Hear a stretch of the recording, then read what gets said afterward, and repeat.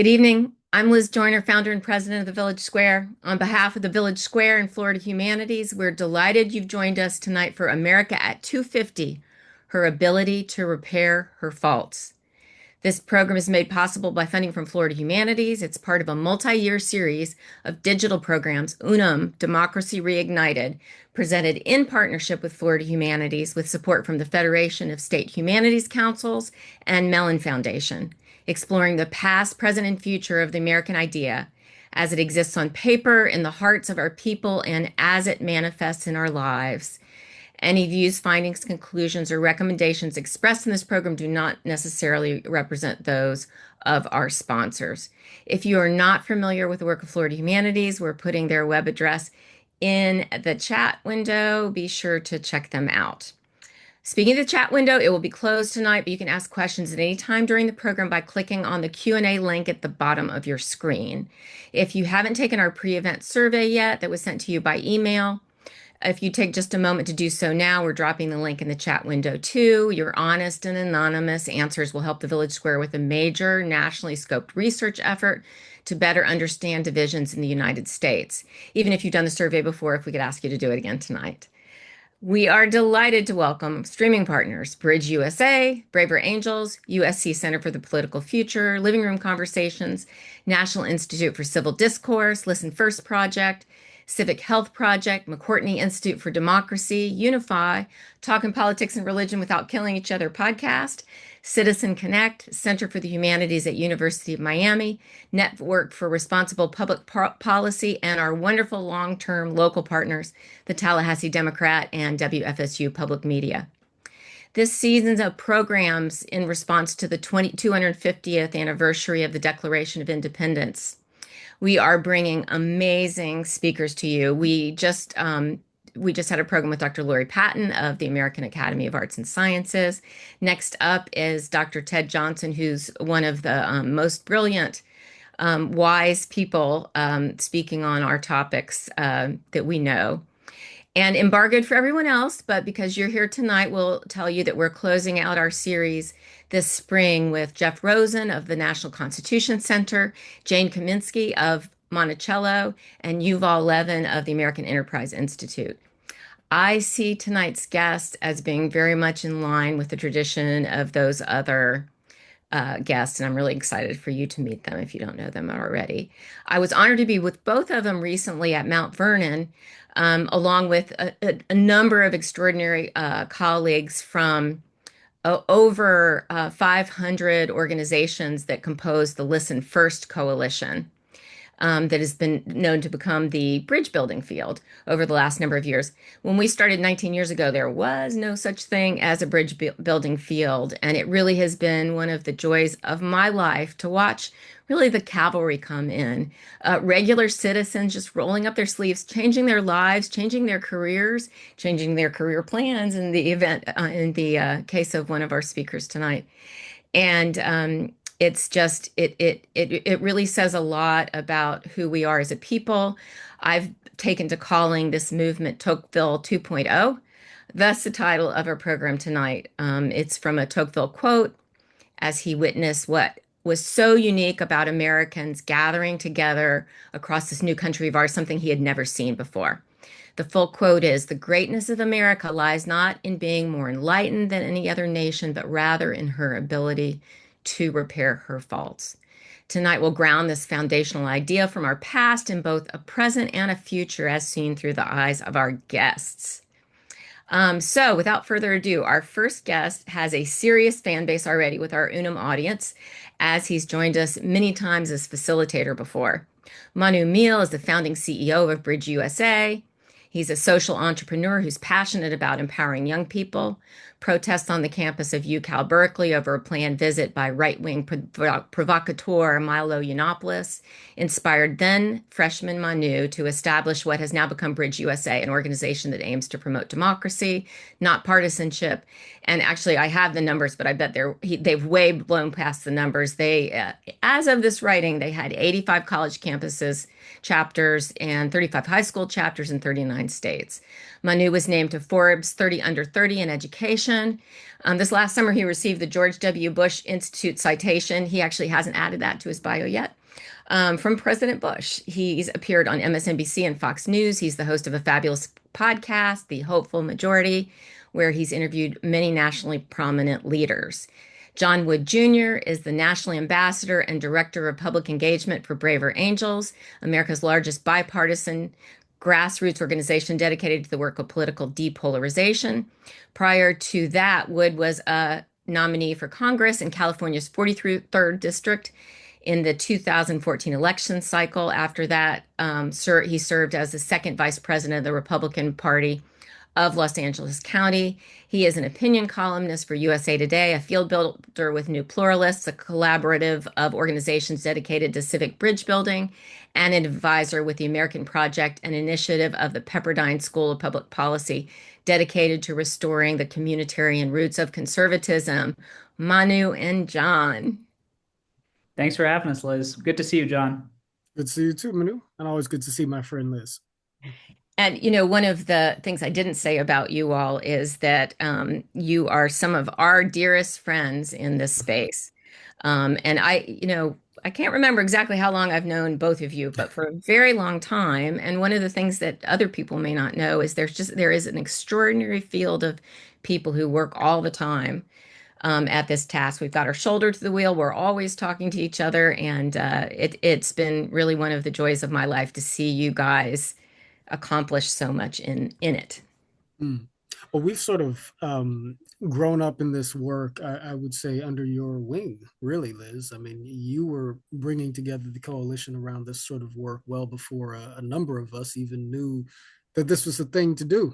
I will take full credit for all of your accomplishments. have to honor you and be honest about that. Thank you. That's really great. Yeah, I think Liz, you said, to John's point, you said you started this work 19 years ago, and I think I was 7 years old then. So I wasn't trying to make exaggeration, by the way. That's not an exaggeration. I wasn't trying to make her feel bad. No, I'm not. You're trying to make me feel old. No, you can literally take credit for all the accomplishments. Yeah. No, I really do. I think of y'all as I think that I'm a little too young to be John's mom, but I am exactly the right age to be Manu. So I really do. Just I think that people have not met you before will see why I feel so strongly about just how wonderful you are as we have the conversation tonight. So I want to start with just something about both of you that has nothing to do with this work. Just tell our folks who you are.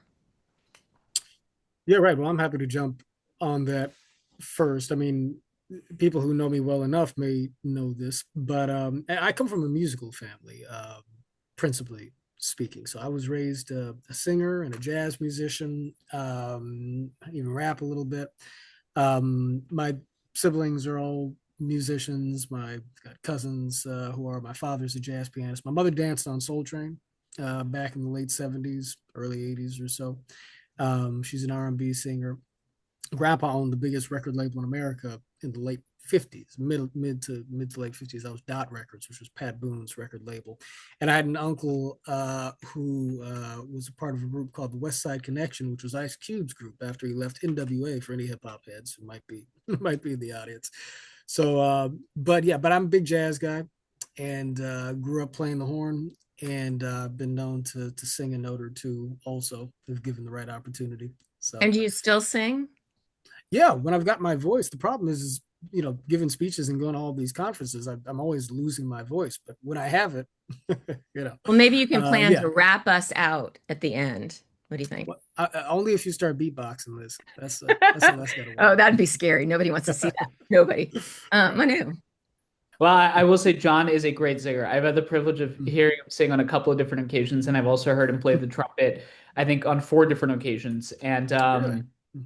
Yes, I have, and twice at his house, and twice on stage. And so I have I will say that John speaks modestly about his musical talents, and they are far better than mine. Nobody wants to hear me sing. Liz, you mentioned a career change. So I actually started off college as a pre-med student. I came to UC Berkeley in 2017. I grew up across the East Coast. I was born in New Jersey. I then lived for the first 5 years of my life in India with my grandparents while my parents were out in the US. Then I came back, moved all over the place.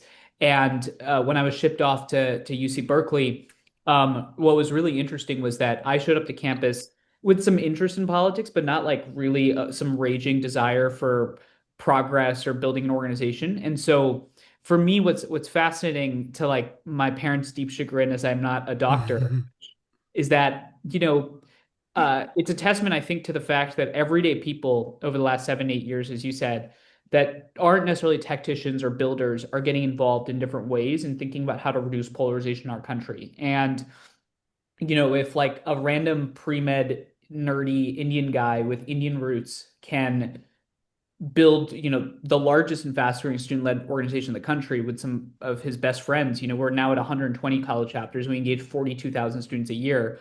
The fact is that anyone can do that. It's really a question of finding community and purpose, and I'm grateful to have found that. So I think both John's and I's stories, and a lot of the other guests, you said Jeff is coming at the end, Jane Kaminsky, you mentioned Yuval. All these folks are folks that have gotten involved in very different and interesting ways, and I think people should take a lesson from that our problems are not insurmountable, but very much as you said, to Tocqueville's point, a commune of people in the country that are always thinking about how to improve our faults. So I remember I met you. I want to say you were either a sophomore or a junior at UCal Berkeley. Yeah, it was my sophomore year. Yeah, I remember. Yeah. And actually, we're trying to figure out where you met each other. And John, and his other half, came to Berkeley as part of our speaker pair series, but you weren't there. So you have something to make up for. But I saw the flyer. People I are gonna saw the think flyer. people are gonna think you're talking about my wife. You're talking about Karen O'Connor, Oh yeah, sorry, who sorry. kind of a work spouse at the time, I guess. Yeah, yeah. So we But we yeah, have yeah. the Village Square has a speaker pair series called Respect and Rebellion, Mhm. and John and his ideological opposite with Braver Angels, Karen O'Connor, are one of our speaker pairs, and they went to Berkeley, where Yeah. Manu was building the it would at that point in time it was Bridge Berkeley, and now he and Ross and many of their friends at the time have undertaken this incredible thing.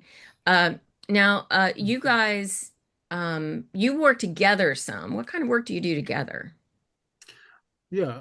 Well, BridgeUSA and Braver Angels, along with the American Council for Trustees and Alumni, have an extraordinary campus-based partnership, whereby Braver Angels, particularly Braver Angels debates program, which is sort of a community debate format. It's unfolds according to a parliamentary model. So you have a chairperson in the middle of the floor, sort of facilitating the dialogue, but it brings people together from all walks of life, all levels of society. If you're in the room, whether you're a professor or a janitor or a cameraman, you have the opportunity to speak. And my former colleague April Lawson used to describe it by saying that it was a model for debate in which people pursue truth through the spirit of community, right? Rather than seeking to sort of own or obliterate the person on the other side of the question. So there's a resolution that's given that's supposed to split the room. Resolved, we should oppose the occupation in Gaza, or resolved, peanut butter is better without jelly. And from there, No people way. have, yeah, right. And then from there, people engage in the debate in a way that gives each participant the opportunity to give a short speech, not just speaking from the vantage point of their ideological opinion, but also from the vantage point of their own personal experience, the reasons why they think the way they do, and also with an encouragement towards being honest about the doubts that you might have about a given subject. So there's great emphasis on intellectual humility, but through Bridge USA, we have been tapped into a student community that's really been able to amplify that norm and that way of sort of relating to debate on campuses. But probably be appropriate to let Manu say more, since he's got a Students front dig row the, seat to this. yeah, students dig the debates, Manu. Yeah, the College Debates and Discourse Alliance that John is referring to is I think one of many interesting initiatives that students are really starting to embrace. So students love the debate, students love a lot of dialogues, but I think the one piece I want to add to this, Liz, is that especially in the last 2 years, but especially in the, since the tragic assassination of Charlie Kirk on September 10th, there's been a genuine and growing appetite, I think at every demographic level, but particularly I see it with young people because that's, who I work with on a daily basis on college campuses that are counterculturally responding to the moment that we live in and are just embracing conversation. And I see it day in and day out. And I think the great turn that this movement is now taking is that the hope and progress is very tangible. And I think the American people don't necessarily want platitudes about, how we can, get past our difference and all that stuff. I think they want to see hard facts. And so one of the things that I'm excited to bring to this conversation as we continue is, in addition to Brave Angels and Bridge, but just broadly what we've been seeing in terms of success. And I think that that success is going to give people that are listening to this across all the platforms that you've assembled an opportunity to understand that the gap in the media versus the reality on the ground Mm. is substantial. And in some ways, we are both representing an underdog force, Mhm. but we are also representing something that I think people are now just engaging at scale. And I'm Mm. really excited about that. Right. Yeah, that's great. So one other background story about each of you. I'm interested in how you found yourself in the middle of this national food fight. Like, what got you here? Mm. Sure. So, for me, as I said, starting off as a pre-med student, I distinctly remember on February 2nd, 2017, which is the day that changed the trajectory of my life. And I'm not sure when John and you all came to campus. It probably was a few months after that. Yeah, I But think it may have even been the next year. yeah, I think it may have been the next year actually. So Feb 2nd, 2017, we had a speaker by the name of Milo Yiannopoulos come to campus, and there were these significant protests at Berkeley about his speaking, which wasn't really that different. I mean, Berkeley's been the center of social progress and innovation and pushbacks and all that stuff, so that's all par for the course. But what was different was I was walking past a cafe, and the window of this cafe was broken in, Liz, and inside there's a TV screen, and it said CNN, UC Berkeley students protest free speech. Now, I didn't know what any of that meant, but the television crew that was recording that is a woman named Kyung La, who's now very high up in a lot of the CNN reporting. They were standing right next to me. And that Mm. was the breaking of the fourth wall. That was where we went from feeling like spectators of American democracy to participants. And the next day, me and some random people, folks like Ross, got together, and our response was that after the largest protest in Berkeley's history since the 60s, since Dr. King came to campus, we're going to get the protested and the protesters to have a dialogue. Which, if you're sitting in the audience, you should say, that's a very naive concept. Don't do Mm. that, Manu. Don't even touch that ball of wax. And that's the great thing about being a doctor. Because I wasn't a doctor then, but I was studying to be one, which means that the intellectual rigor that someone like John would have had and applied in that situation didn't apply to me. And Mhm. so we walked into this conversation, right? And the first conversation we call, as you said, we called it Bridge Berkeley, and the logo was the Golden Gate Bridge. And 75 people showed up at that conversation, which for us at that time was a big deal. 30 of Mm. them left in the first 2 minutes because they thought it was civic architecture frat. Um, what, so why do I tell you that? So we listened to the conversation a second time, 2 weeks, and that conversation fundamentally changed everything for me because people showed up in that room on ice, ready to fight. And my friend Ross had this idea, which was instead of talking about our policies, let's talk about vulnerability. Let's talk about each other's families, each other's backgrounds, what brings us here, why are you protesting? And suddenly you got to the level of understanding that you normally can't get to. I share all of that because the one thing that I want to reiterate today, and I've been doing this across the board, is anyone that is listening to our story, know that you can get involved in the fight too. It really does not take a rocket scientist to understand that you don't have a democracy if you can't talk to each other. And the value in this moment is great leaders like John, who've laid the intellectual architecture for this work. People like Monica Guzman, others, David McCullough on the high school side. There's a whole cadre of people that have laid the foundation for you to act and get involved. And I think that's really powerful at this moment. So that's how I got involved in this stuff. Yeah, it's weird. I do wish that people understood better that how much just showing up makes a really big difference. Like we've got data behind it. Being Absolutely. in a space with people who are dissimilar to you really does change things and pretty easily. And plus, it just makes, I don't know. I think if I weren't doing this work, I would have lots of ulcers. I'd be throwing things at the TV set. So it makes you see this other side of things that you don't see otherwise. Right. Yeah. So John, you. I'm just laughing at the idea of like Manu receiving his commendation from George W. Bush and sending the picture of the certificate to his mother, and his mother just shaking her head. It's just, You it know, could have it's been funny so because much. And so in the many spirit of years. bipartisanship, we got one for President Obama too. Yeah. Well, And Right. now on she's yay. like, you know, She's just, could have Yeah, been a it's funny. doctor. It's So. funny because years ago, I saw Manu at a Mhm. Heterodox Academy conference, and you were struggling at the time, right, with okay, which direction, yeah, and had, of course, I we're still encouraged struggling. you to come our direction, and so glad I did. But I Mhm. did not know that I would be in trouble with your mother, so I would like to officially apologize, Manu's mom. This was the Sorry. intervention we're all looking for. Sorry, go ahead, John. Yes. Tell us about your real story. Bring us back home. Yeah, you're right.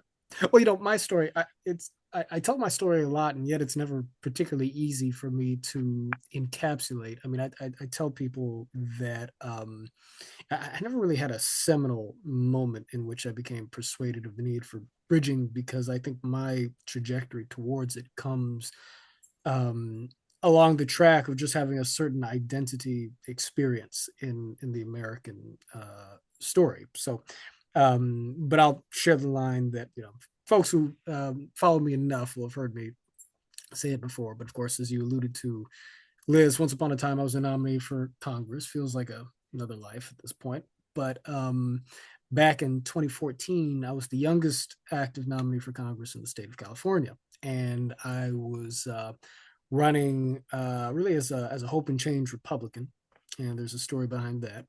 But people would ask me, they'd say, and whether I was speaking to a black Democratic leading church in South Central Los Angeles, or a white Tea Party club in South Bay LA County, people would say, well, what at the age of 26 years old makes you qualified to represent our district? And I'd say, well, I come from an interesting family background. My mother's a liberal black Democrat from inner city LA. My father's a conservative white Republican from Tennessee. I grew up explaining my father to my mother and my mother to my father, and that's why I can represent all of you. So that was my canned opening line. And the truth is that my parents did come from decidedly different universes culturally, socioeconomically. And politics wasn't really the issue between them. And actually, my dad were here, he'd be very quick to point out the fact that he didn't actually grow up a Republican. He became a Republican, I think, after Obama was elected. So he was one of those people who felt that the Democratic Party had left him behind. And yet, he was somebody who raised us with a great deal of emphasis on the idea of traditional American values. There was a definite sort of Southern inflection to my upbringing. And my mother and him, 13 years apart. My father grew up in a very wealthy home. My mother grew up much more modestly. They really were just black and white, metaphorically speaking, in the way they saw things. And so it really it occurred to me early on that when people's life experiences are different enough, good people will fail to see the good in one another. And I receive very different sort of narratives in terms of outlooks on life in America and life in general. And as I got older, people had a tendency to want to label me this way or that way. And as a mixed kid, you sort of find yourself feeling some pressure to identify in one way or the other. I remember a little indicative story. I remember I was probably only about 5 years old or so, and I was with my dad. We were in the kitchen. He was making a sandwich or something, and I had noticed that most families tended to be the same color. Everybody in the family tended to be about the same color. But in our house, when my parents were still married, there were three colors. My mother, who's more on the mahogany side. My dad, who's sort of on the beige peach end of things, and then there was me in between. And so I asked Dad. I said, Dad, you're white, right? And he was like, kind of looked at me funny. He was like, yes. I was like, Mom, she's black, right? And he said, yeah, she is. I said, so what am I? And he said, oh, well, son, can't you tell? And he sort of knelt down and he picked up my hand and he turned my hand to me so that I could look at the back of my hand. And he said, "You're tan." I was like, "I'm tan?" He's like, "You're tan." And so my self-professed racial identification for the next 2 years of my life was tan, before I knew that that wasn't actually a category on the census or whatnot, right? So, there was a little bit of a kind of a colorblind ethos that I had at home. But I mean, but I'd run into black kids who say, like, "You're black and you got to be black." And but then I remember having an interaction. Wasn't planning on talking about this, but I remember having an interaction in high school, in a moment where I was going through sort of I was, in Thomas Chatterton Williams' words, I was losing my cool a little bit. So I was deeply identifying my blackness with sort of hip hop culture and so on and so forth. And this one kid who also happened to be mixed, and he was way more popular than I was. I remember I was sort of trying to show off my lingo in front of him, and he kind of nodded. And at some point, I started talking about how proud I was to be black. And he said to me, he said something along the lines of, he said, "Well, he said, I'm proud to be black too." He said, "But I'm also proud to be white." He said, "Because I'm just as much one as I am the other." And he said, "And so are you." And I remember having this sense of guilt at that, because I thought, geez, am I sort of discounting my father's side of the family in order to embrace my mother's side of the family? And so from then on, I tried to take a more integrated approach to sort of defining myself on an ethnic level, sort of culturally and so forth in America. It always became very important to me to honor the different heritage, the different streams of legacy and experience in my own family tree, but that wound up sort of mapping out to the way I looked at sort of race in America. So fast forward to the Obama campaign. I worked for the Obama campaign because it seemed to be an effort to kind of reconcile America across these identity dimensions. I wound up studying conservatism in the aftermath of the Obama campaign in an effort to bring conservatives into the Obama coalition. Wound up sort of persuading myself of the value of conservatism. Many things were happening in my life at the time. I got married. I had sort of religious conversion. I adopted Christianity. She joined the military. We moved to a military town. All these things sort of pushed me to the right. But I still believed in this vision of an America that transcended its ideological, its partisan, and its cultural and racial sort of divisions. And so I tried to bring that way of doing things to the Republican Party. Second vice chairman of the Republican Party of Los Angeles County after my race for Congress. I ran against Maxine Waters in that election cycle, by the way, and I actually did really well. She's been in Congress for 60 years. I did better than any Democrat or Republican who's ever run against her. I tell people I lost in the smallest landslide of anybody who ever That's took on something. that. Yeah, anybody who ever took on that challenge.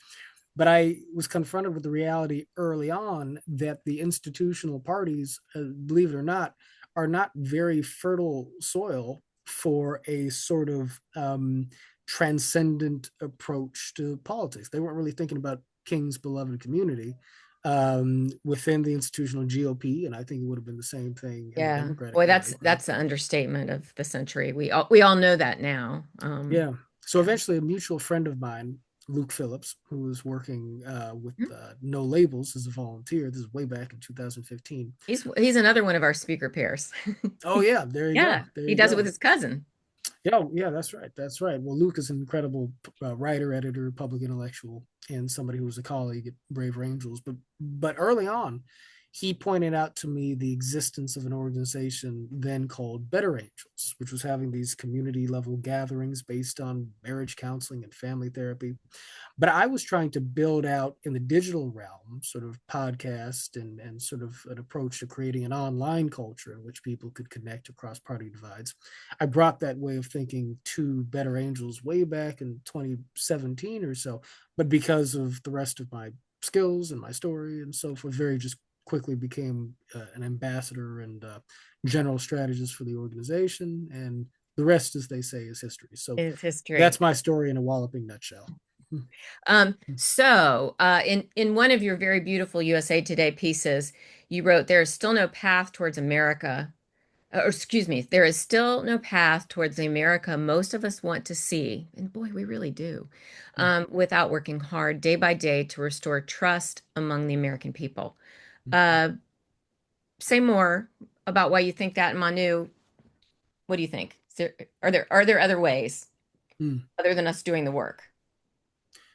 Well, yeah, I'll just say quickly, and then I'll turn it over to Manu. But I think that part of what we are afflicted by um, in the modern age, really, is a sense that um, high IQ style smarts and intelligence, and sort of building on from that, a sophisticated approach to policy and the development of systems is sufficient to being able to create a society that functions well, right? We need the smart people in charge. We need the people who have the right sort of agenda and program in a position of power to be able to make decisions, and without undercutting the basic validity of that way of thinking. What we have forgotten are the fundamental things that we presumably learned in kindergarten. The idea that ultimately society and the functionality of society rests upon a fabric of relationships that exist between groups and individuals, right? And so in the past, we have not paid much attention to the health of relationships in democratic society. Most people have tended to think in terms about how things are structured, whether or not things need to be reformed or even revolutionized, and so forth. But when you get to the level of evaluating the relationships that exist between people, that puts us in a conversation where we have to reflect upon our own attitudes, our own dispositions, our own sense of virtue, compassion, generosity, curiosity, and our own ability and willingness to empathize with and understand one another, so as to be able to situate ourselves in community with each other. And in that context, where we have relationships with each other that are healthy, trust can flourish. Or put the other way, it is only when trust flourishes that we can have relationships that are healthy with each other. And when we are situated in those sorts of relationships, it meaningfully affects our relationship and our attitude towards the operating of our institutions and the rule of law, right? Because if we do not trust one another, if I do not trust you, Liz, then if I have power in a given institution, well, I'm much more likely to weaponize that power against you. If you have power in a given institution, and if you are standing behind the enforcement of a given law or statute, and I don't trust you, I am much more likely to interpret any of your actions as being meant maliciously towards me, and therefore render them invalid, right? I'm much more likely to believe that you cheated to win a given election. I am much more likely to consider the outcome of a given democratic contest as illegitimate. And what happens in that context is that everything becomes destabilized. Institutions cannot serve their function, and we embark on a race to the bottom in terms of the functionality of our institutions, because it is being pulled by the dragnet of this downward spiral of our social fabric. So that's the relationship that exists between trust and democracy, in my view. Yeah, so that reminds me of I've been dweebing out on American Revolution, the Ken Burns PBS film. And I wrote down an Edmund Burke quote that reminds me of what you just said. The Americans have made a discovery, or think they have made one, that we mean to oppress them. We have made a discovery, or think we have made one, that they intend to rise in rebellion. Our severity has increased their ill behavior. We know not how to advance. They know not how to retreat. Some party must give way. Kind of reminds me of the moment we're in a lot of ways. Yeah, right. Which is not good. Yeah. Since that was pre-revolution. Manu. I think John did a really good job providing, I think, a social and political understanding of the way that the institutions in our civic fabrics have resulted in sort of a cycle to the end. But I think about this in a lot more simpler terms. So I would say in the last 7 years, building BridgeUSA, as we've gone to different college chapters, visited almost every single state in the country, started Bridge Europe, Bridge Africa, Bridge Hong Kong, had chapters. No, I did not know that. Bridge Moscow, Bridge Sudan. The one thing that has become clear is that the human condition is universal. And the human condition is one that is capable of love, and is capable of hate. It's capable of anger. It's capable of compromise. It's capable of understanding, and it's capable of misunderstanding. And imagine I told you there's a society out there with 330 million people, all of whom look differently than each other, with different backgrounds, different ethnicities, different understandings, heavily armed, trying to not kill each other. In the span of human history, thousands of years, the human condition is one where you choose conflict over conversation, you choose the spear over words, the idea that you utilize dialogue, let alone a complicated, sophisticated rule of law, to ensure that you realize the promise of e pluribus unum, out of many, one, is an awesome aberration. America is an awesome aberration. Everything we see today does not surprise me. None of it. And that's why I retain so much optimism and hope, is because we're playing with house money. We're playing with house money. Thomas Paine called America humanity's last best hope. Why was that? It's because this is the most ambitious experiment in the history of humanity, because it's not supposed to work. And when you think about it in that way, when you're a young person and you're inheriting this experiment to think about what happens next, you are actually pioneering something fundamentally not only countercultural, but in some ways counter to some of the worst impulses of humanity. I say all of that because the challenges of the United States, and you layer things like social media on top of that, artificial intelligence, a complex arms race with a country like China, the work of polarization in some ways is not only foundational to this country, but the work of depolarizing this union is something that is necessary and needed across industries. But I think it's really important for people to understand that next year, 250, and this is the last thing I'll say, we're going to turn 250 years young. To a young person like me, that might sound like a really long time. In the context of human history, the Roman Empire lasted for 1,800 years, Athenian democracy for 400 years, the Chinese dynasties for 1,500 years. So the American experiment is not the end of its story, it's just the beginning.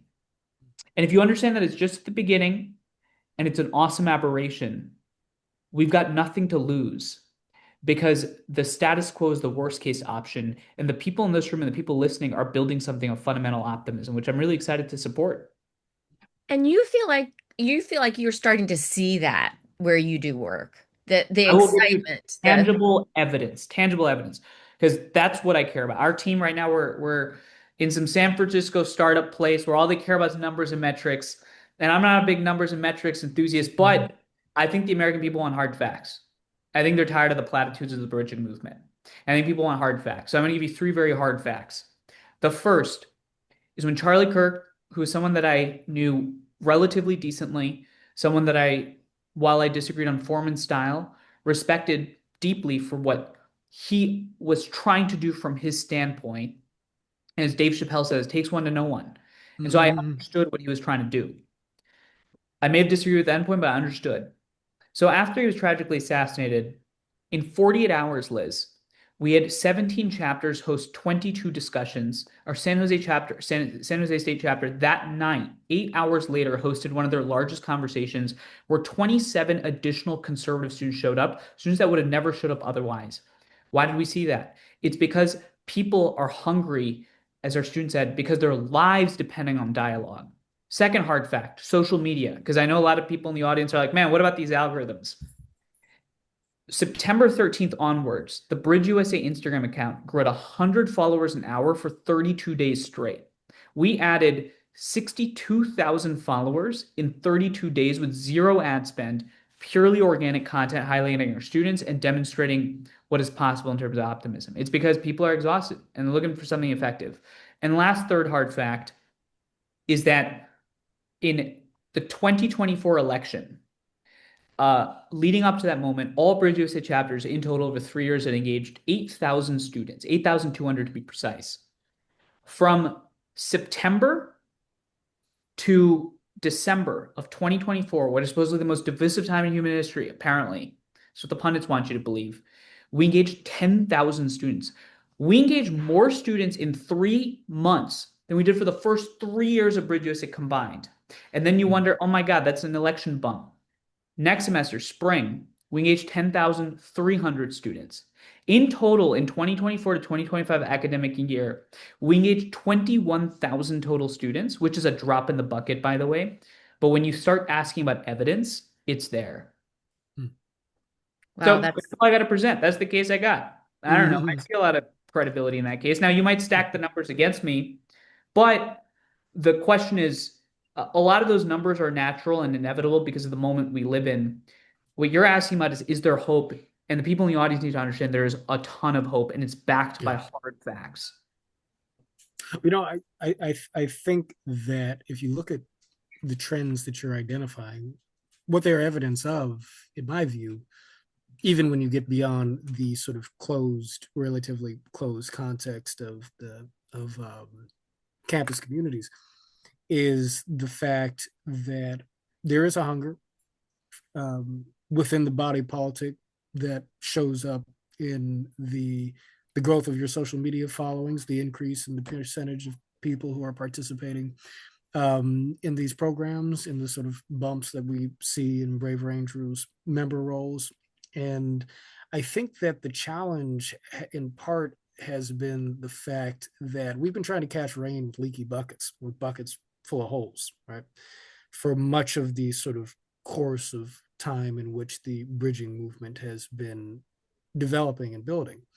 A lot of good work happening in disparate fashion without a sort of fully forged narrative and without a more comprehensive structure that can provide a center of gravity and a direction of cultural leadership, whereby those cultural forces in American society that want something different, that want to aspire towards a vision of America that is more deeply unified and that is capable of pushing back against the narratives that toxicify us on each side, that has to have something to go. That energy has to have something to, has to have a place to pull. BridgeUSA, I think, is a visible place in which those energies can come together and express themselves in a community that is empowering and productive, right?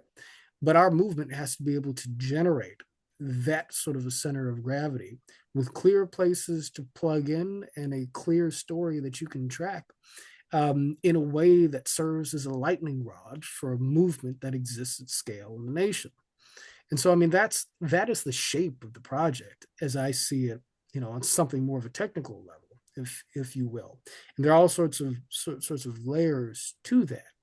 But just to go back to Manu's point, I mean, the basic basis for hope lies in the fact that the worse this problem becomes, the more you can see and feel the sentiment of the American people wanting to push in a different direction, right?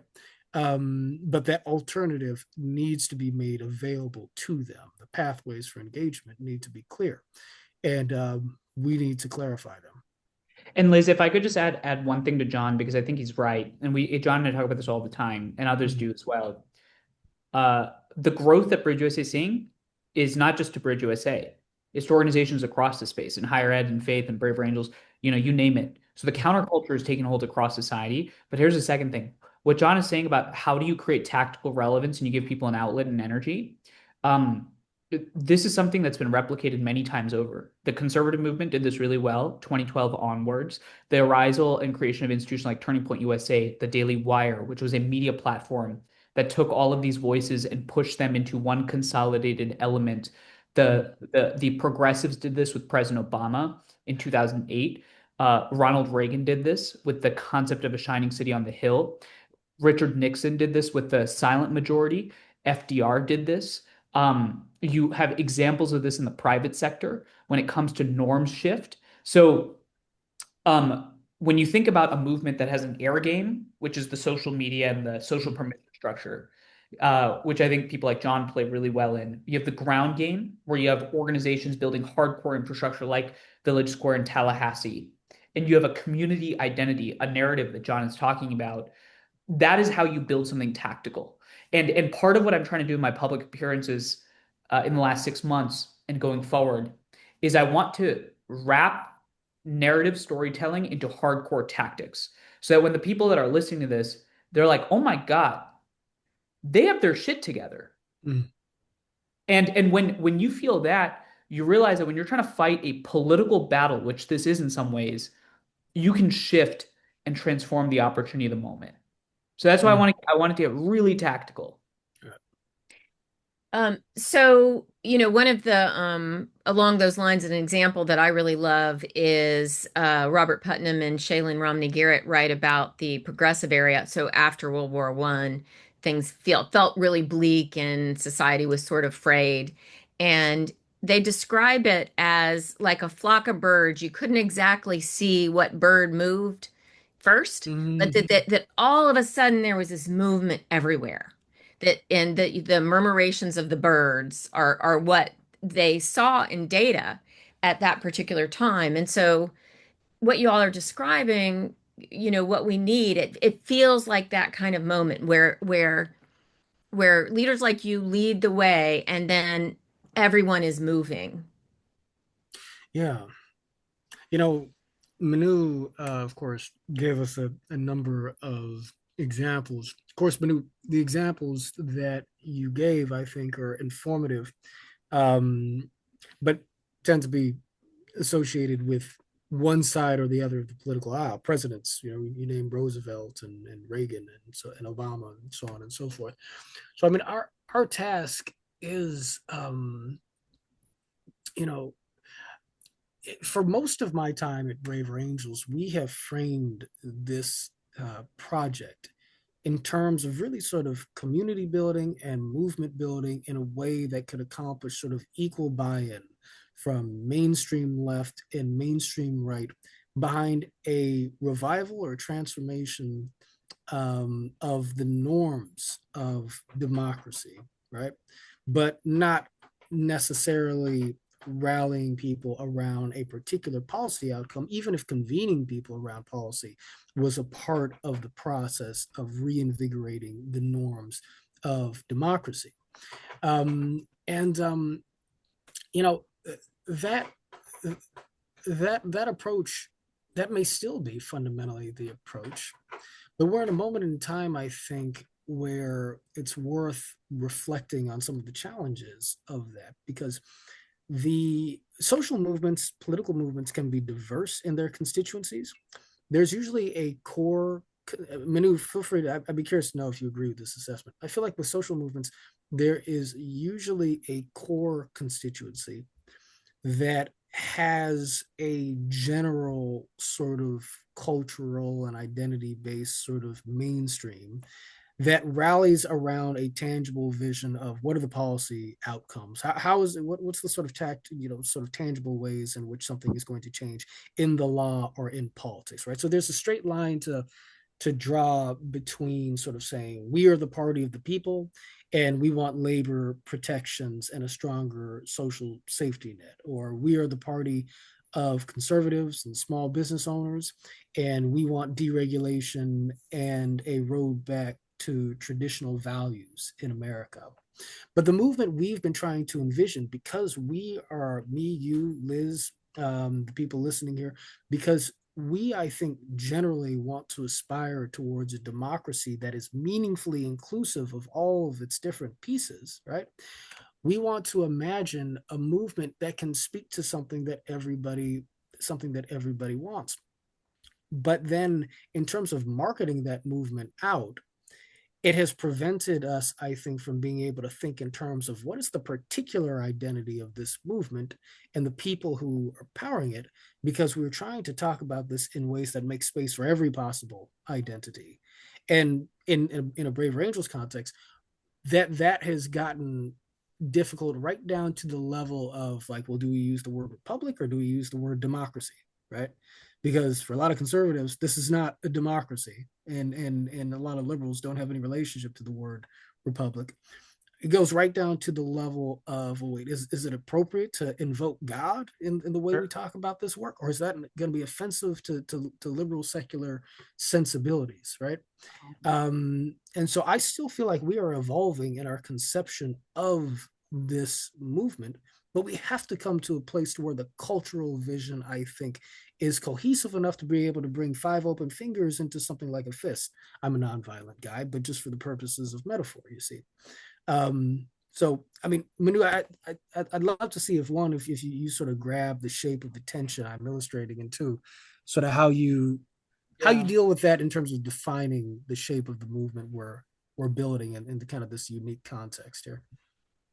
Well, Liz, I love the direction this conversation is going. Do you want me to continue down this direction, or do you want to take it a different way? Go for it. So I'm always trying to hit Manu with things that are coming from different angles. So I think about this.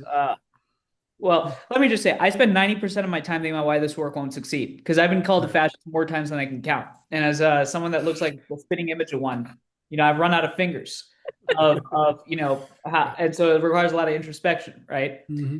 And what I will say is I think about our BridgeUSA summit all the time. John, actually, if you remember, you interviewed me for your podcast in 2022, I think, which is 3 or 4 years ago, where I really introduced this concept that there's a new divide. So what do I mean by this?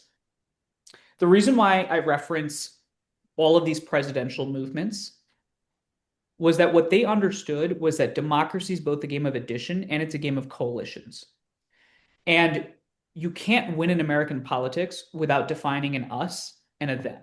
Right. Which, by the way, is very dicey territory for the bridging field. But if you're curious as to why we attracted 100 followers an hour for 32 days straight, it's because we actually do believe there's a they. And we're not nervous about calling it out. And the reason for that is you will always lose people. But the one thing that I've found doing this work is if you're building a movement that's trying to capture everybody, you're not going to capture anybody. So when I think about our BridgeUSA Summit, we've got gay kids, we got Black kids, we got Indian kids, we got tech kids, we got applied mathematicians, we've got students that are on the far left of this political spectrum, we got BridgeUSA students that are on the far right of the political spectrum, all your different constituencies. So why are all these kids spending so much time?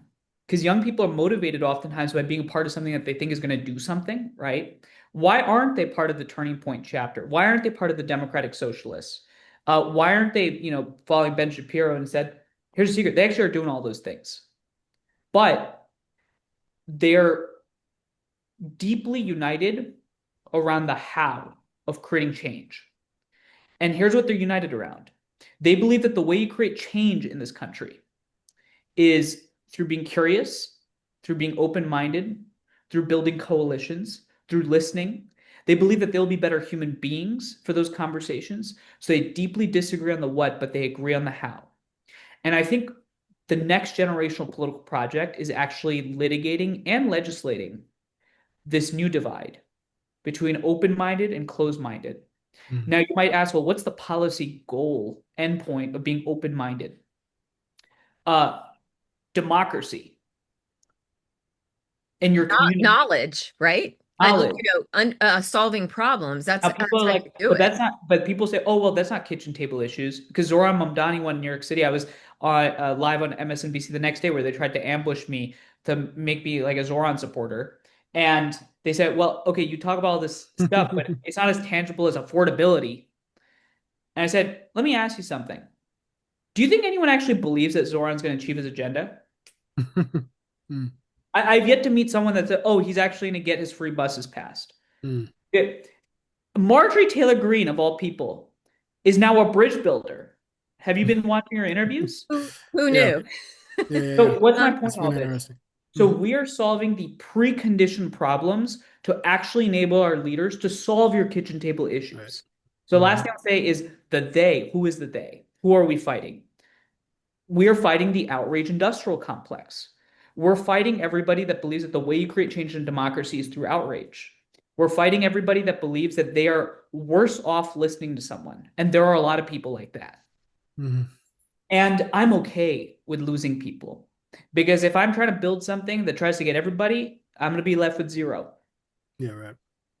Yeah, see, this is I think we've reached a point here to where and I hear it more and more in Manu's voice as time goes on, and perhaps in my own, but I think that we've reached a point where if we're going to step out onto the battlefield, so to speak, of American democratic politics, we have to be willing to draw lines in a way that accepts the fact that people are going to be dissatisfied with the positions that we take, um, and that yet make it possible for us to sort of provoke an entry into the conversation such that we can actually be relevant to the things that Americans are talking about and thinking about. I think to pull one little piece from what Manu just said, we have to be able to show the direct connection between revitalizing the norms of democracy and being able to not just solve problems in the abstract, but to make an impact on immigration reform, to make an impact on climate, to make a direct impact on campus safety and so forth. And those lines of connection are there to be drawn on every single issue because there's really no issue, the national debt, there's no issue you can point to that hasn't been undermined by the fact that the dysfunctional relationship between the American people has incentivized a dysfunctional relationship between our elected leaders and a distortion of the way our institutions are supposed to operate, such that no major problem can be solved. But what that means is that we have to draw a contrast in terms of the way we need to be doing business as an American people and the way business is currently being done. The difficulty, though, lies in the fact that we don't want to contribute to the problem that we're here to solve, this fundamental problem of the judgmentalism, the tribalism. Wait, John, can I actually ask you a question on that? Yes, please. Yeah. Has America actually ever been void of judgmentalism and tribalism? And do you actually think the end point should be to get American society rid of that? I don't think it's a question of being of void. I think it's a question of trajectory. You know, I don't think that you're ever going to have a democratic society absent conflict, in absent contempt, even. And of course, George Washington, on the one hand, in his farewell address, warned us against tribalism and polarization. On the other hand, John Adams and Thomas Jefferson and Aaron Burr were as wickedly offensive towards each other as you could possibly imagine. Well, of course, Aaron Burr shot and killed Alexander Hamilton. He had duels back in those days. So, and yet, I do believe that if you take the Civil War and contrast it with the Civil Rights Movement 100 years later, what you had with respect to the Civil War was not just a disagreement between geographical factions over a policy issue like slavery, but you had a policy issue like slavery, which was as deeply moral in its connotations as it could be. But you had that issue express itself in the context of deep-seated and long building sectional, cultural, even religious and philosophical disagreements that became deep-seated identity-based contempt between Northerners and Southerners. It wasn't just that you were born on different sides of the line. It was what being born or living on different sides of that line represented in terms of who we were to each other in the context of the relationship that existed between Americans at that time. In the 1960s, 100 years later, I mean, there was, the political violence was severe in that time too. But, as Manu and Liz know about me, I mean, I draw a great deal of inspiration from Dr. King and the nonviolent movement. And part of what happened in that context is that you did have a movement that was very aggressive in terms of pressing for both a legislative outcome and a cultural outcome. But it did so in a way to where it was simultaneously trying to minister to the relationship of trust and goodwill that existed between people across this political division and across this cultural division. Right. So, it's not about finding an end all be all solution to contempt, but I do think it is about engendering momentum towards the basic fundamentals of trust and community building, while making the case that doing so is inextricable from our ability to actually solve the concrete, tangible problems that face American politics. So operating on both of those fronts simultaneously seems to be the challenge and the opportunity. I actually agree with you 100%. And the one quick thing I'll just add for 15 seconds is your point about building trust and creating relationships.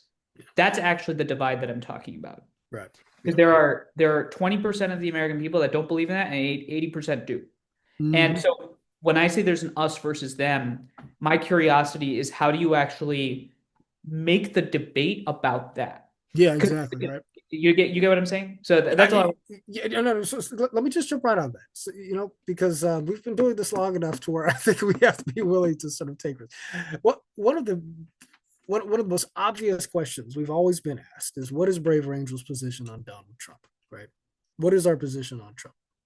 And on the one hand, it's a very obvious and natural question to ask because Donald Trump's style of politics is such that I don't think even most of Donald Trump's supporters would say that he has not weaponized, polarization and personality-based ad hominem politics in a way that allows him to build his brand and to build his political momentum.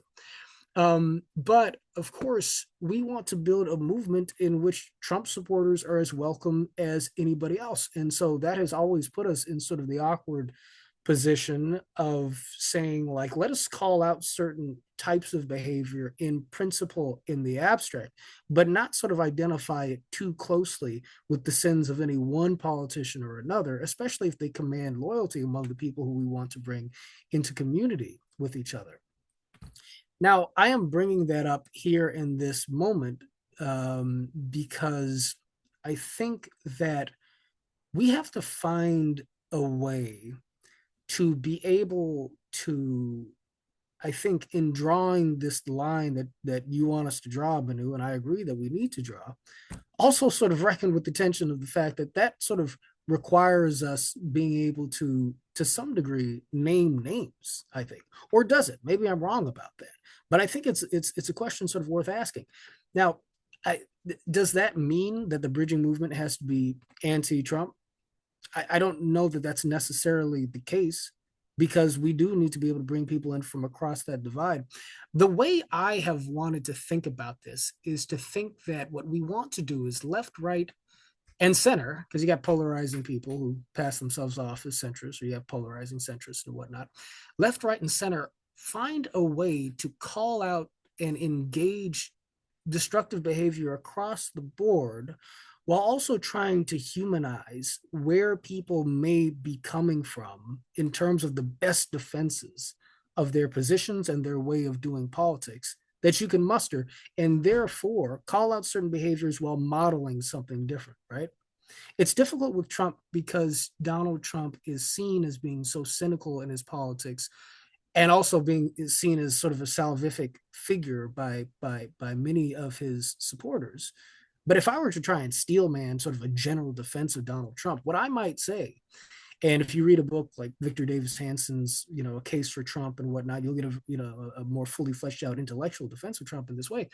But that Donald Trump, you can argue, even if you don't believe this is true, you can at least put yourself in the shoes of either Donald Trump or people who support him and say that Donald Trump came to the fore in American politics in a moment of time where it was generally felt by many conservatives, and maybe Trump himself felt this way, that the institutions of American society and the mainstream narrative of American culture was being gate kept by a liberal elite that was dominant in every institutional plane, that really just framed everything in society in a way that made conservatives sort of guilty and backwards and stupid before they even showed up, right?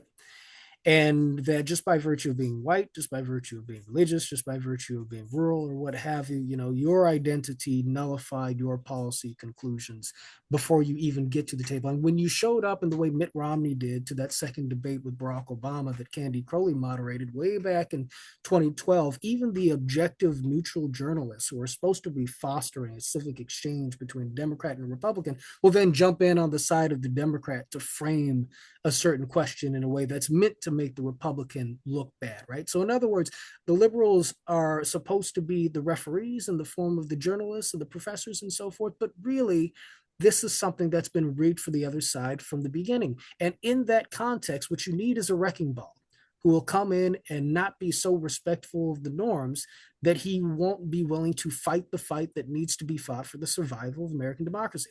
I can understand the emotion of that. Do I agree with that analysis? Not necessarily, but I think that or if I do, maybe it's partial or what have you, but I think that that perspective needs to be one that the bridging movement is able to give some voice to, while still saying that the way that President Trump is pursuing, dialogue or certain ways of communicating politically and otherwise is nevertheless going to be is nevertheless destructive to the democracy that we want to build. Am I going too far on that? Maybe. Or maybe I'm not going far enough. But we have to squarely wrestle with these tensions, right? Because there's a lot of things we've been tiptoeing around for a long time now in terms of how we relate to the elephants and the donkeys in the room, right? In terms of the individuals and the particular sorts of parties and media institutions and so forth, the influencers who are contributing to this problem in the way that they are. We have to figure out how to confront while also being healing and being constructive at the same time, and not just on the level of abstraction, but on the level of particulars. That's what I'm trying to get at. Liz, I have so many thoughts on this, and this I think we're actually making real progress. In fact, I think these are actually the conversations that need to happen in the movement, but I will defer to you on where we want to go next. Well, if you have any way to respond, if you want to respond to something, go ahead. And then I actually, one of the things that this makes me think about is the theme of our quote, our Tocqueville quote, her ability to repair her flaws. And it makes me wonder, like at this moment that we're in, given, the trauma that we're going through in so many different ways, uh, what can we learn from it that helps us then repair our faults? Because there are many. And also, I do, before I let you respond to that, I do want to remind people that if they've got questions, they can pop them in the Q&A, and then I'll turn our attention to some of the questions we've gotten from the audience. Yeah, so when you think about repair, and when you think about the explicit question that John Wood Jr. is proposing, which is that, what do you do with this Trump thing, right? So today I took there's a new political quiz out there, which I took with our team. And turns out my political party is nationalist, which I never would have thought. There you go. It's America first, and people are like, oh my God, Manu saying his politics. I think this is where we have to model. It's okay to talk about your politics. That's a good thing. Right. So it said I'm an institutionalist and a nationalist and a populist. You're basically Steve Bannon. I'm basically confused. No, I'm confused because institutionalist means I stand for institutions. Well, that's true. Populist means I'm critical of institutions. And nationalist means that apparently I stand for a country whose institutions I can't figure out what to do with. You're just very empathetic, Manu. that in a nutshell is a perfect example. And I'm 26. I'm still trying to figure out my views. If anyone wants to clip that, what they should know is like, I don't believe in the idea that you're born in the womb a Democrat or Republican. I'm still trying to figure it out. But I provide you that context because I asked myself, why am I so passionate about Bridge? Like, why do I care about any of this stuff? Why does this matter? Because if I can answer that question for myself, I can convince that of other people and build a movement around it. And here's how this stitches back to someone like President Trump. The reason why I care about Bridge is because I don't want to be exploited. We're all pawns in a game, and we're being exploited. And our job is to reveal that game and to break it. But not break the institutions of that game. Break the idea that outrage helps you win. It helps you win influence, and it helps you win elections. We need to make it so it doesn't. Yes. And what I mean by that is you need to demonstrate, upcoming political figures, growth-minded people, social media people, companies. You need to demonstrate that you can win with nuance and empathy. And you might say, oh my God, that sounds so cliche. We're doing it right now on social media, a place where nobody thought you could do it. And you might say, oh, that's just a flash in the pan because Charlie just got assassinated. I would go out to venture and say that of those 62,000 followers that we've gained, the amount of conversion we've driven to our chapters, we just launched this campaign called Be the Bridge, which you can check out right now, Be the Bridge. And the idea there is channel your sense of exploitation into real tangible progress. How does this relate to the Trump thing? Because President Trump took over the Republican Party by doing one thing, and that was he gave people a sense of an outlet for their deep exploitation, sense of exploitation. That's what happened. He showed people that you're being exploited, showed that the emperor has no clothes, and said, I'm the way. In some ways, when you think about the divide, the us versus them of open-minded versus closed-minded, trust versus mistrust, when you think about building relations with people that are different than ourselves, the way you win online, the way you win on the streets, the way you win in your family is by revealing the sense of exploitation that people have. And the last thing I'll say on this is there's a very tangible private sector example of this. So in the 90s and in the 80s, and Liz and John, you know this better than I do, uh, all the ads that were anti-smoking were all about like people with their lungs, falling out, and you had crazy people with holes in their throats, and people are saying don't smoke, and it had no effect. So the anti-tobacco industry met in Florida in the mid 90s. They said, well, these ads aren't working. So what do we do? And so they got together and they said, well, how about we change the narrative, forget about smoking. We just say that your addiction is fueling the fat cats in New York, the tobacco industry. Nobody likes to be exploited. And you saw a literal reduction in smoking occurrences nationally after they spent 5 years hammering the tobacco industry. So I say all of this because I think, and people might think I'm naive for this, but I see this on chapters all the time. I actually think you can channel the Trump impulse because the reason why everybody votes for Trump, as according to John's narrative, is because they feel exploited by the liberal media. And the reason why the liberals vote against Trump is because they feel like they're being exploited by the conservatives. And the fact is that all of us know that it's not the other side that's exploiting each other. It's that they've locked themselves in a system of outrage. So if you can convince people that they're being exploited and that the bridging space provides an outlet for that anger, I think it's really profound. So that's what I think about the Trump question.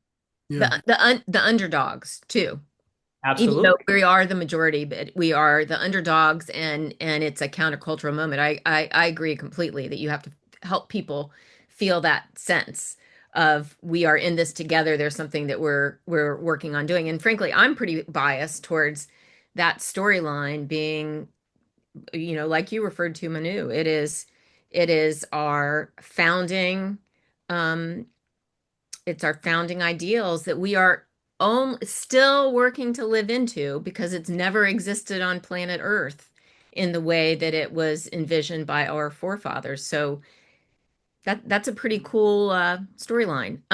Let me go ahead and get to a couple questions. Current events have revealed many areas of weakness in our American democracy.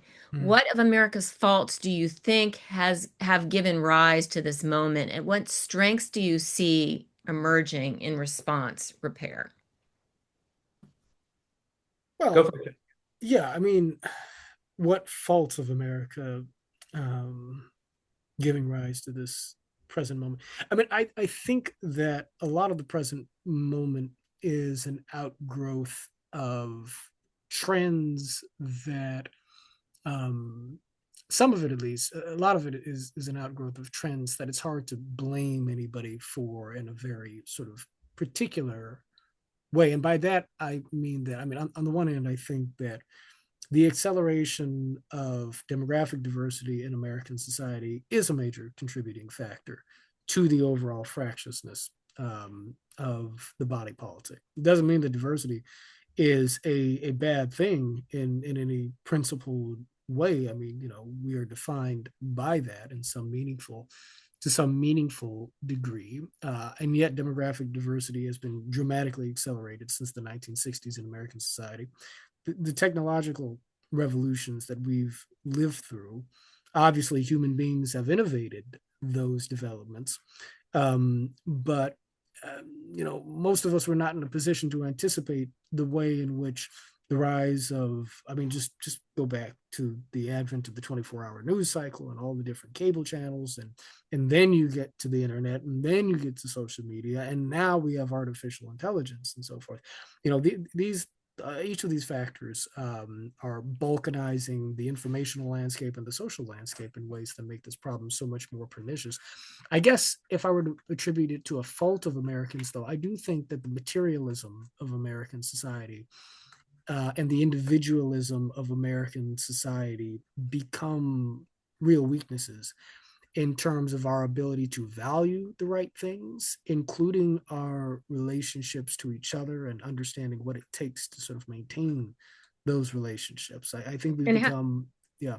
and how about strengths that you see emerging in response? Well, I mean, I think that there is a rich American, I think there is a rich American legacy to draw on with respect to the democratic craft of pursuing understanding and compromise across some of these divisions.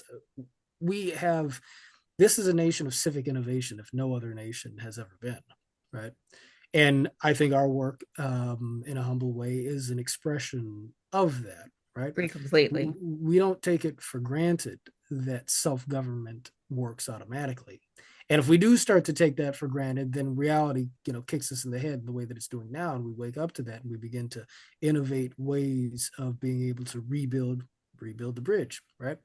And so I think that impulse towards civic innovation is very much a strength of the United States of America and the American people, and that we are witnessing that bubble up in some of the trend lines that Manu Meel was highlighting.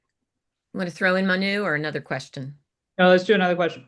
All right, so this is kind of interesting. I find it paradoxical that it seems to be necessary for us to form personal relationships and build trust with those Mhm. whom we disagree with in order to be able to focus on the non-personal ideas that will ultimately solve our problems. It seems like that we are not really moving beyond tribalism as much as we are expanding the tribe, which Mm. which is kind of a little bit of kind of what you were arguing, Manu. Mhm.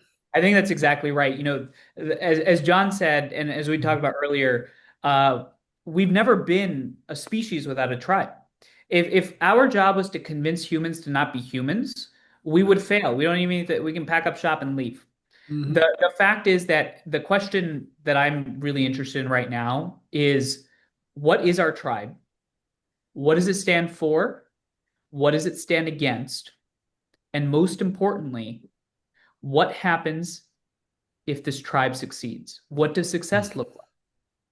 What does success look like? If you can get to a point where you can understand that success, in my case, in my view, is not necessarily a specific policy outcome, because as I said before, Zoran's not getting anything done over the next 4 years. It doesn't take a Mhm. genius to see that. And it's not an anti-Zoran thing. You could take it on any side because there's a system that is against the ways in which action is happening. So the more important question is how do we actually build and think through success? And the two quick things I'll offer is I think one, success for me is e pluribus una, out of many, one. Uh, I want every policy, every action, every idea, everything one says in American democracy to be answered through one filter. Will this make it so that we are a society where it's out of many plus one? Or is this a society in which we degrade against that? And the second thing, simple success, is that you have an American experiment where people are not rid of conflict, because I don't think you can solve for that, but where they have the right mechanisms to exercise their conflict. And here's the thing, none of this is testament. Um, we're at an exciting time in the bridging industry and bridging field. I said the word industry, by the way. New Mhm. York Times calls it Kumbaya Industrial Complex last. Mhm. And you know what? I'll take it. At least I'm not part of the military industrial complex. So the The exciting thing kumbaya about industrial context. yeah, Yeah. the exciting thing about this moment is like we're trying to figure out these things because we actually see hope. There's actual tactics, and people are actually winning. And so that's what I would offer. But I think that's the next big question that our movement's gonna have to answer is what does success look like? Right. Well, it strikes me that I think that we often get all hooked up in and solving problems is important, obviously. It's what we have to do together.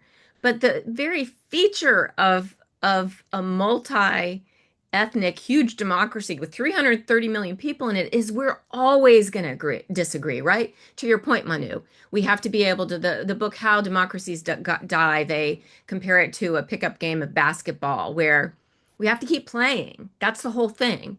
And without, I mean, one of the reasons we don't solve problems, frankly, is because we're not talking to each other. And usually the people who don't see it your way can see what's wrong with the idea that you have. And so all of our ideas are just completely siloed and insular and haven't been, stress tested against reality, right? So to Mhm. me, it's something that we do all the time, and that is the special idea of our framing. Mm. We have a way to work out our disagreements without killing each other. Right. I agree. Having a compelling vision of what you're against, what you are for, and who What we does success are, look like? That's and what right. does success look like. Those might actually be sort of the four sort of pillars of the table, potentially. You Yeah. know, what are you Yeah. for? What are you against? Who are you? And what does it look like for you to succeed? Well, in fact, that Um, actually taps into another question we've got. What's your advice for someone who's struggling to speak out and stand up for their firmly held values while not isolating from those with different values and political opinions?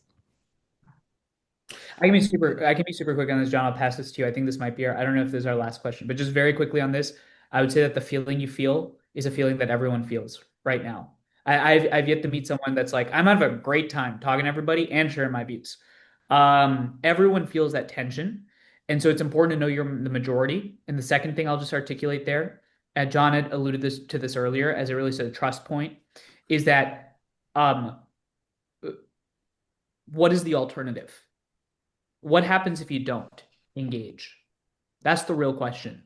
What happens if you don't have that conversation? Just ask yourself that, and then just weigh the consequences. If you Well, feel we're seeing some of the consequences every day now, right? Not that's all engaged. I got on that question. I don't know, John, if you have anything else. yeah. Well, I would say have compassion, feel compassion for the people who think differently than you do. If you feel a deep compassion for the person who vehemently disagrees with you on race, on foreign policy, on whatever it is, if that is a sincere feeling inside of you, if you can put yourself sort of in their mindset, it has a way of crowding out your own sort of fear or anxiety or insecurity about being able to say what it is you have to say. You sort of flip the power dimension within your own mind, within your own psychology, because suddenly what you have is somebody else who it just doesn't really have the opportunity to sort of see things in the way that you have been able to see them. That which means you actually have something to give to them if you're coming from the vantage point of not wanting to defeat or beat them, but rather from the vantage point of hoping to edify. And so this takes me to this, to the sort of the biblical idea that love edifies, right? That is what Dr. King's philosophy was about. This idea of agape love, goodwill, and so forth. If you have something that is true when you see somebody else as being able to benefit from that or be completed by that, you can speak your truth in a way that is coming from a posture of being able to give something of value rather than beating somebody with a rhetorical weapon. That's a great point. Um, I agree with right. that 100%. That you're giving something to them. Yeah. Exactly. And if that is your earnest disposition, then you have fundamentally transformed your own relationship to the act of speaking your mind. There's nothing to fear in doing so at that point because there's nothing fearful about the party to whom you are speaking. Quite the opposite. You have compassion for them, right? And that becomes the emotion through which that articulation comes forward. All right, you guys are kind of edging towards the last question that I had, so I'm going to pause for just a second before I ask it. And to ask everybody before we close tonight, if you could click on the link that we're putting in the chat window and complete our post-evaluation survey in the last few minutes of the program as we're asking this last question. We can't use the data unless you do a pre and a post. So if you can take a moment to do that, and also we'll be putting links again to so that you can get familiar with Manu's work and with John's work. And I encourage you all to follow them on social media and just you are meeting two people who are really kind of the beating heart of what it is we're doing together. And gosh, there are just so many people who are doing this work who are just extraordinary, like John and Manu. So here's my question. Manu, you said when we chatted a little bit before this gathering, you said that we have a challenge kind of inherent in this work to recruit people who are angry to build a movement based on love. Mhm. And John, I'm going to read a little clip from just a beautiful, we'll put the link for this piece up too, a beautiful piece that you wrote in USA Today on getting Dr. King's legacy right. Mm. And you wrote, in King's view, the racists of American society were themselves victims, alongside the people they victimized. Understandably, this degree of compassionate empathy for oppressors was something that many people supportive of King's political agenda simply could not embrace. Yet it was the power of this compassion that elevated King and the nonviolent movement to the level of a moral force, speaking not only to the conscience of America, but to the world. We are not used to loving one another across our political conflicts in America today, but that is to our detriment. And you talked about a particular kind of love. So I guess I want the two of you to kind of contemplate this complexity. We're angry. Um, there's a hatred is on the rise, you know? Mm. How do we wrestle it into respect and even a certain kind of love? Yeah. Well, we're human beings, right? So we will fail if we try to excise any of these parts of us from the body of our emotions. But what we can do is make that visceral anger that we feel something that is channeled in service of a higher ideal, the higher things that we strive towards, right? So don't eliminate your anger, but allow it to serve a righteous cause and in a righteous sort of way.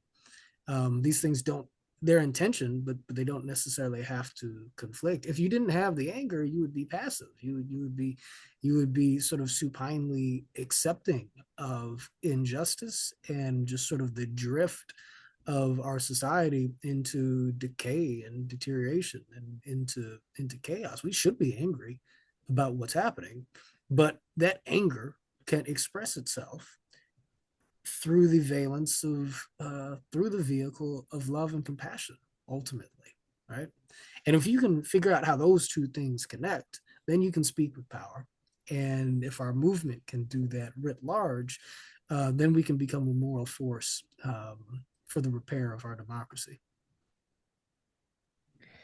You know, I love John's analysis oftentimes of Dr. King, the way he's educating me on the civil rights movement. And so I'll offer sort of a broad view on this, which is that I don't think our job is to tell people to stop being angry.